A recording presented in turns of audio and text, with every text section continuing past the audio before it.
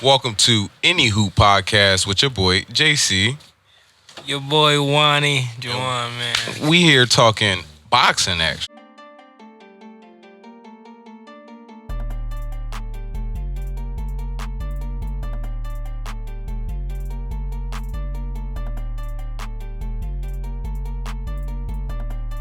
Feel me? So now listen. Yes, sir. If y'all didn't know, y'all gonna know now.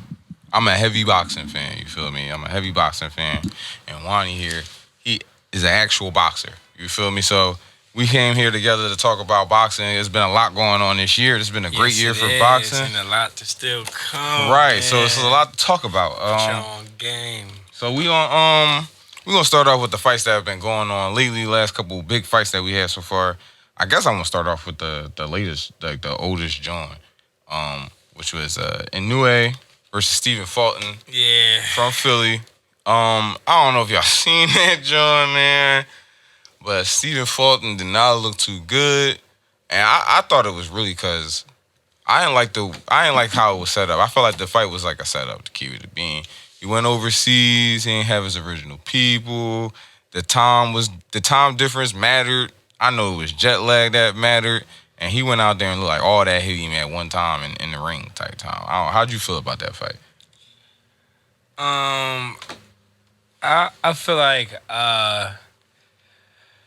man, first off, you gotta just say shout out to Steven Fulton. Right, for going out there and doing your thing. Because not a lot of fighters would have let alone took that fight when they didn't have to. Because he didn't have to take that fight. That was not as mandatory. He decided to take that because of the name of Inoue had, what the critics and what the people of boxing was saying. Pound for pound. So he took it as a boxer, all should, man. You said you the best, you the top dog, you got to come see me. Inoue was moving up to his weight class, and he was the top dog of the previous weight class with all the belts and stuff like that.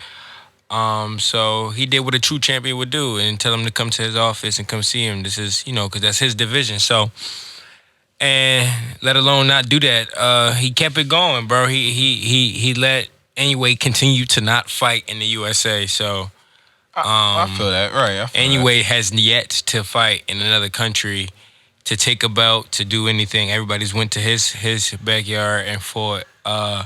So him going from America over there to fight was a big step that a lot of people and a lot of you guys' favorite fighters wouldn't even do. So that's different. That takes a different type of man to do that because the whole crowd, the whole country is against you when you're used to having 20 plus fights and everybody's on your side. So. And I think it might have been you I was talking to in the park about, like, how, like, they was just, it's a different language, period. So, like, the fans talking to you in a different language like the people, the trainers and everybody, his side. Yeah, that's just all different. So, like, it was a lot I know it was a lot on his mind. Like, it's just a lot on his mind. Like, and then, shout out to Steven Fulton for also, Philadelphia went through a death that year, in that week. Death did. With Cheese, R.I.P. Cheese. That's Gilly's son. Yeah. Which was really close to Steven Fulton. He actually attended a lot of his fights. They hung out outside the gym, Forgot about that. outside of TV or camera, or just famous stuff. Period. So he and then there was multiple more deaths. But as far as the fight, I feel like he had a plan, and actually it would have worked, but he wasn't expecting the power to be where it was at. I felt that same way, too. And if the power wasn't there, I feel like he could have outboxed him, but he also expected to be the better boxer and to, like, not only, he still might be the better boxer, but I feel like he fully underestimated how good of a boxer he was. Inoue was, right. Because it was so much attention on his power. So, when he was showing that he had an incredible boxing ability just as much as he did, or capable of competing with it, he and plus with the power added to it with the sharp shots, the countering shots, sitting in the pocket, doing nice pocket work, inside counters work. Was going crazy. Yeah, so and his punches power wasn't keeping up, so it showed, it wasn't phasing him, and he was getting phased with it. So then it came down to when he would make a mistake. Right. And the mistake came when he got knocked out. So, and I just feel like he put up a good fight. If there is, I don't think they agreed on a rematch clause, or at least they didn't speak of it. So that means they didn't do it. Yeah, I don't think so But either. I feel like when I'm a firm believer and big fan of Fulton still, and Scooter going when he come back, I believe that he gonna be better than ever, and he gonna get a chance to see him again, and then he gonna whoop his ass. So. What's next for him? What do you think next for him, Fulton?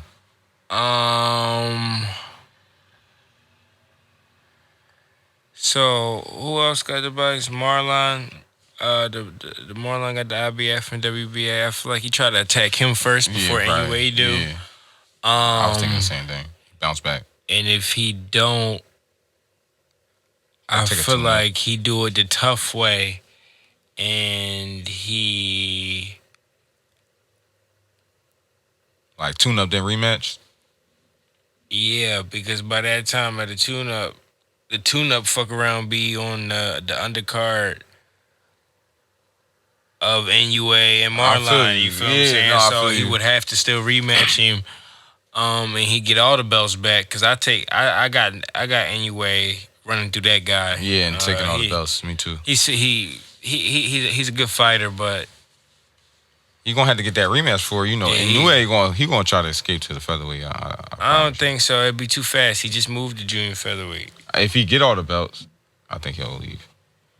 But I mean, there's no point. Because he just got there. I feel like you gotta take that rematch. He'll retain his belts and still fight in another weight class for the other belts, just like Canelo did. You feel me? Just keep him in. Just like Devin Haney is attempting to do now because he about to fight Regis Prograis. So I guess we can even. That's a great joint. We can even we can segue right into that too, because Devin Hanley. We'll talk about his last fight and why. See, I was a fan of Devin Hanley. And I'm not going to say I'm not a fan. I'm still a fan of Devin Hanley. But I was extremely disappointed with him in his last fight with Lomachenko because I felt like, I don't know, bro. I just felt like he was sharper than that. And Lomachenko went in there and showed him some moves, bro. And I felt like Lomo actually won that fight, in my opinion. I really did. Like, I felt like he did enough to win that joint. I could see it being a draw, but I don't think Devin won. Like, I definitely don't think he won, bro. If anything, Lomo lost. I don't think he won that joint. I just believe that everybody should take an accountability because everybody says that, right? So I think if people can see that it's a draw, you can see why both people won. All right. Because if a draw means y'all both evenly matched out, nobody became superior to another. Like nobody dominated nobody. So, but that's why it always confuses me why people say I can see if Lomachenko won or it was a draw.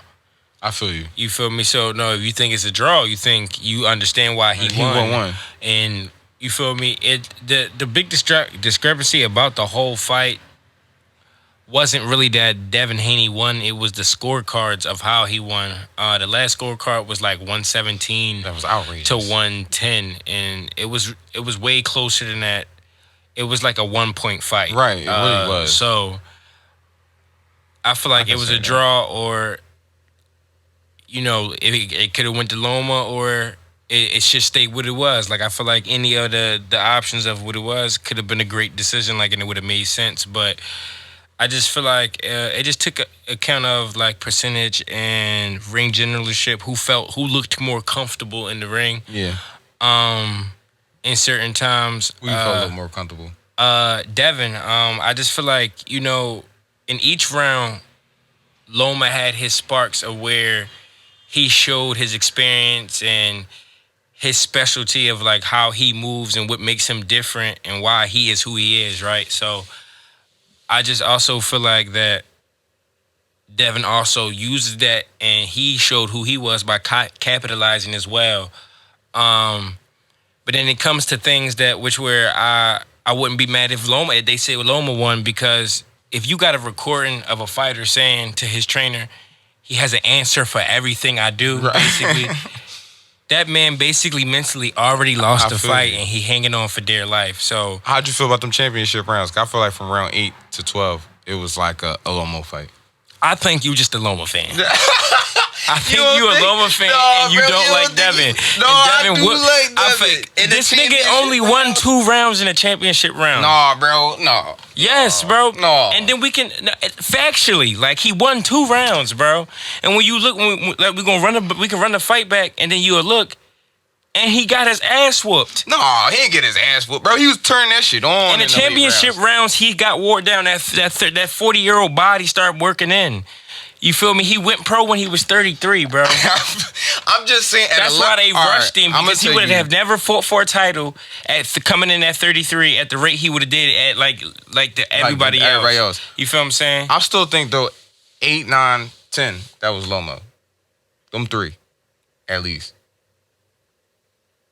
I think 11, 12. And this was is why close. you got 11, me 12 on was this close. show to talk about boxing, because I really know. Because I would never grade that, bro. He did not. He won at least the 10 and an 11th, and then lost the 12th. He was supposed to win the 12. I feel you on the 12. If he would have won the 12th, he did lose the probably 12. would have won, or it would have been a draw, because it would have been a better chance, because that was the last He round shoulda- they all he saw. shoulda- yeah, he That's the shoulda lost- he last thing shoulda they won. remembered. I do remember that. You feel me? I feel like he should have won that 12th round. I mean, he didn't lose it. I mean, he didn't win it. I felt like that was his best chance of winning the fight, was winning that 12th round, and he lost it. But I did feel like he did enough. I felt like he did enough, bro. I'm a Devin Hanley fan too, bro. You know, I felt like him getting all them belts was like him. You feel me? People was trying to dodge him, and he got them Johns. But then when he lost it, when he got this fight, I look at this fight, and then I look at how he got them belts, and I'm like, man, can he keep them Johns? Like, I used to think he was over tanked like that, and I don't think he over tanked like that. Listen, I think Shakur can because get him.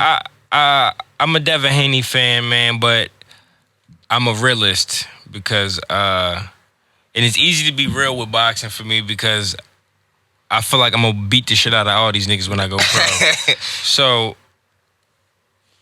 I just don't respect how Devin Haney was flaunting how he was basically the boogeyman at the lightweight, because nobody wanted to fight him. Teofimo didn't want to fight him. When Loma had the belts, I believe he didn't want to fight him.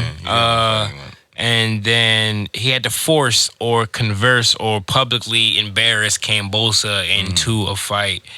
And then Kambosa's pride was dealt with, so he wanted to, put in play, activate his rematch clause. So I just feel like he did the same when Shakur Stevenson called him out, sent the contract, and then he was trying to be, I feel like, smart. Yeah, with the 25%. Yeah, that was kind of crazy. If it's not smart, it was a way of just trying to little bro, you like, or duck the duck claim. I feel you. Because duck you can't say he can say he didn't. You can't say I ducked him because I sent the contract, and he denied it. So.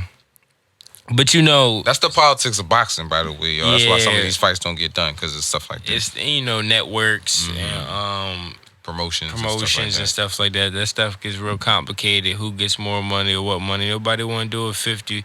It's really greed. Some people think that it's just no way of agreement, but it's really greed, because they could just all do 50-50 and it'd just nip everything in the bud, but people don't want to do that. So they think some of them, whichever one is more deserving of it, because they're going to bring more fans to tune in. So it goes into all of that. But, Devin Haney, he ducked, and he think it's an easier fight in Regis Prograis. I know, he should have ran that shit back. He should have had that rematch back. Maybe too early, I don't know. I just feel like and then I also feel like he ran into a just as hard fight, if not.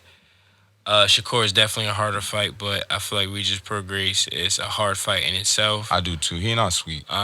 He's a great fighter. He got one loss, and that's you can argue that loss if he even should have lost that. Great power too. Great knockout kid. Yeah, he can really punch. He that's gonna be a test for him. Yeah, and it's going to be a test for Regis too, but I feel like Regis is going to be more effective. He used to fighting at that weight. That's his weight.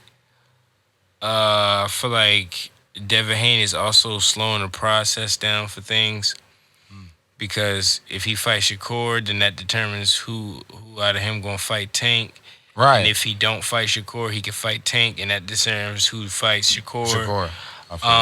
So you just got Shakur waiting and sitting, and after like the 12th person at 135 had denied a contract from Shakur, which was Lomachenko. He denied that, Jones. So he just sitting. So I feel like Devin Haney just playing the horse game because Regis could be worrying about fighting Teofimo to unify. Didn't he retire though? No, he decided not to. All right, he bullshit. Nigga's a fucking prima donna. Right, that was so weird, bro. As a fighter, I love Teofimo, but outside of him, I think I'm gonna hate him and I slap the shit out of him.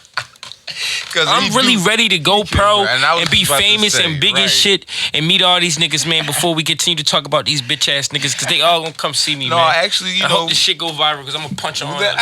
No, because now we about to switch into you because, we in the last 15 minutes. So definitely want to just talk about yourself and how you got into boxing and, why you love your love for boxing. Nigga, I was a gangster on a block.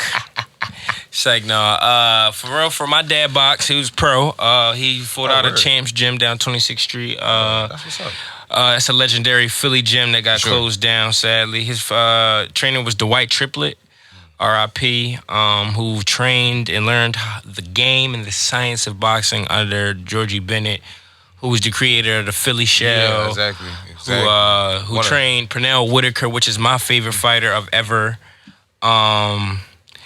And then I grew up, I was in the Champs Gym when I was like 3, all the way up till they closed down. I was like, I stopped boxing when I was like 10, went to start doing school, start rapping, start fucking women, that's why I stopped, smoking and making music.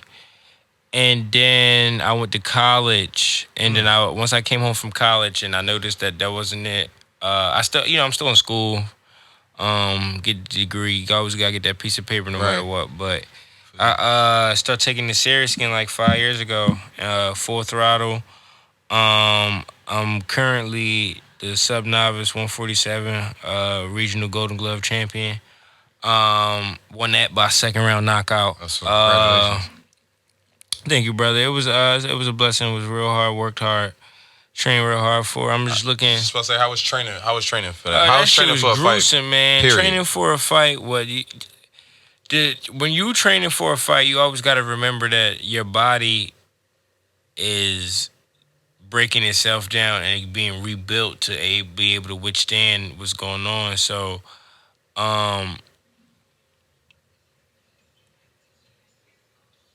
you sometimes go through a phase where you be like, damn, like, am I gonna be ready for this fucking fight? I feel like shit. But you always gotta remember the workouts will always be harder than the fight. Like amateur fighting for me is 3 rounds, 2 minutes a round, 1 minute breaks. I spar 8 rounds, 4 minutes a round. Right. 30-second breaks. So it is a big difference in my conditioning. Like I sometimes I damn near don't even need the stool. Right. I just be standing up and then it's just like, yeah, I'm ready, So but is that something you want to keep up? Like when you move to like 8-round fights and 10-round fights, you still gonna be training for like 12-round fights? Oh no, when I train, man, I train to go to war, man. Right. I don't even think about the rounds. I like to fight. It really, sparring is the closest thing to fighting. So I try to stay in there as long as possible, as long as my body let me, because I let a fight. If I could chalk all the work, if I could snap my fingers and be in the shape that I need to be in to fight, and I could just go fight, I'd do that. Right, I feel you. But you learn to like the workout, you learn to like the ground because it is, it gives you a flex of why you doing it, what you doing.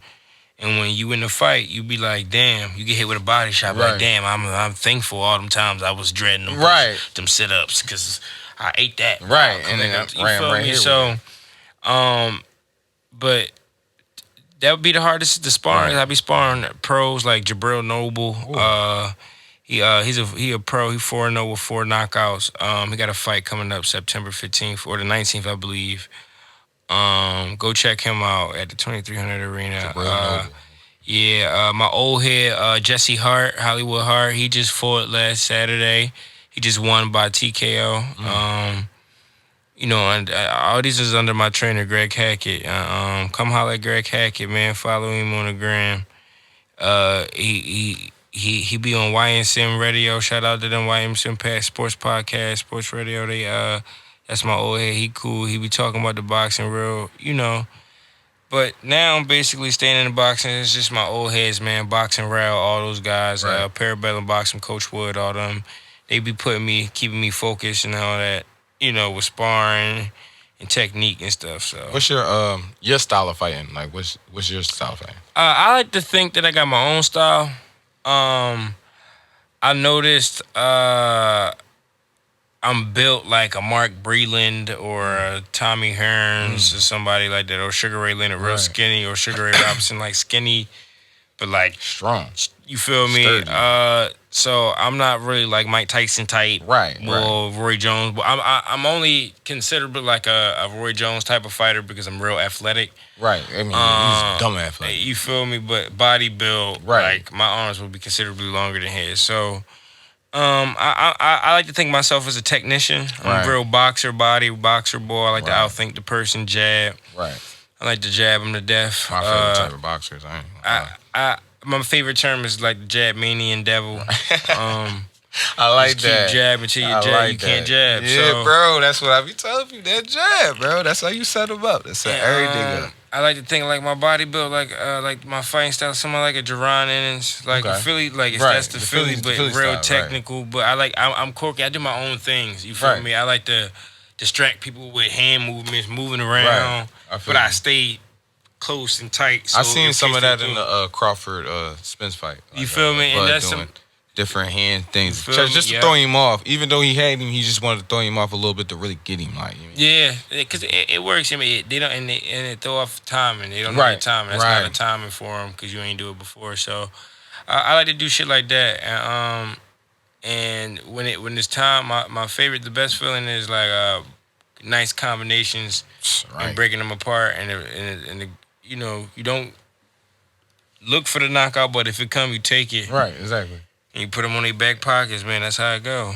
What's the future looking like for you as far as like your boxing career? Like, what you are you doing tournaments? Or are you just fight by fight? Like, what you looking for?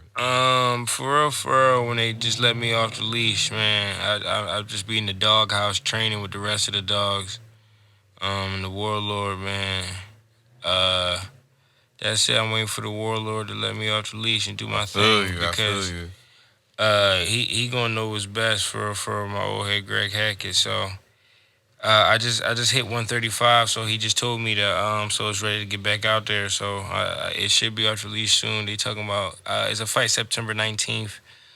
A little show. Then it's a Halloween show. And then after that, I ain't gonna space it out as much. I'm gonna speed it up. And just fight like as much try at least twice a month. Trying to get it in there. That's heavy. And then next year we're gonna all tournament work. Oh, okay. You feel me? Because the limit is 50 fights, and then we can go pro. That's like a year and a half from now if I do it right. So that's what we got. Year and a half. I'll be pro. No, that's what's up. Ready to punch on them. So all right, man. That was what's up, man. Where you training at? Where can they find you at? Man, come holler at the gym, man. Come train with us at Philly Boxing 101, man. 3901 Paul Street. If you taking septic, get off at Church and then walk to Paul Street. It'll be right there, man. And they got all different prices, man. If you just want to use the gym, we got a gym fee that you just pay. Philly Boxing 101 on Cash App and stuff like that. And is that if you want a trainer? Because I was looking at it too. Is it monthly? Is it Yeah, it'll be a monthly joint for like $20 to $60, just depending on what they say. I know for us, we give them $20 and then we pay our trainer. Right. Okay. So, but if y'all need a trainer, man, if y'all looking, and for all you bitch ass niggas that's learning how to fight, cause y'all niggas get punched on and beat on by your girl and all these niggas on your block. Y'all keep asking me to teach y'all, and for all y'all lovely ladies and lovely gentlemen who want to put their kids into boxing training, I can do some services, but I'm not fully. I'm licensed and registered to do this, but I prefer y'all to go to my trainers. That's TRF Boxing. That's Boxing Rail. Boxing Rail on Instagram. Follow him. Go DM him. He's real responsive. He's real respectful and professional. It's my old head. He'll take care of you. Also, go to Greg Hackett. That's my current trainer. My head trainer rather. He also take care of you in a very affordable, very respectful, professional, and all of that. You feel what I'm saying? Then you can go to Parabellum Boxing. I just Excuse me. followed them. And that's my old head coach Wood. Every Saturday he ain't, but he's strict. Right. You gotta go 8 a.m. with Coach Wood. That's my old head, man. 8 a.m. I spar 8 a.m. every Saturday with him and his guys. Okay. Those my homies. It's all one big family, so it's not really his guys. It's my brothers. Right. So shout out to Moose Savage, shout out to Jay, shout out to Nah, shout out to everybody, shout out to Benji, Nick, and everybody, Brandon. But yeah, and shout out to the whole TRF and JHB. Shout out to Greg Hackett, Rel, Coach Wood. You feel me? Just hit them up, man. Come down, come see us, and we get you right. And one more time, where can they find you at? You can find me on Instagram at OGWani7, man. Skeletor the Slim Reaper, man. Skeletor the Demon, Skeletor the Reaper, man. I'm coming soon. And listen, man, this is for all you niggas, man. I'm gonna punch on y'all niggas, man. I'm coming, man. I ain't even playing, soon, man. y'all, man. I ain't even playing, man. Thanks for kicking with us, man. And if you like this, we can definitely do more. I love boxing, you feel me? So it's definitely more boxing content coming up. More whining coming up. I'm telling y'all. Coming up. We doing this. Yeah, we doing stuff. I think I should be here and we should do this segment. All right, say less. Say less. We gonna work on it. You mean, I'm telling y'all, it's coming. Y'all gonna get boxing whether you like it or not. You feel me? And thanks for kicking it with us.